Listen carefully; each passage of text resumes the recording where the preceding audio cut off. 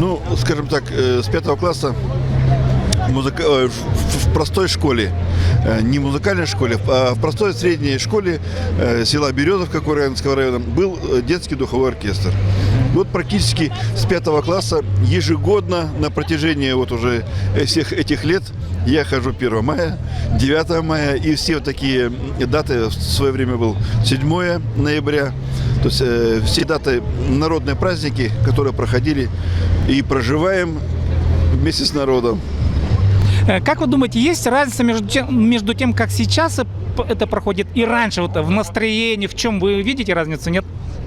Ну, скажем так, мне кажется, что этот праздник сейчас начинает набирать обороты.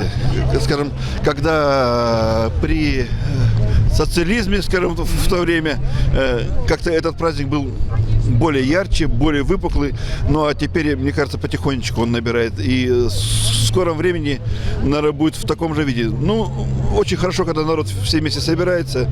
Это, наверное, дорогого стоит. Потому что все равно наша страна коллективная страна. И когда коллектив собирается, и другое настроение, и другая мотивация жизни.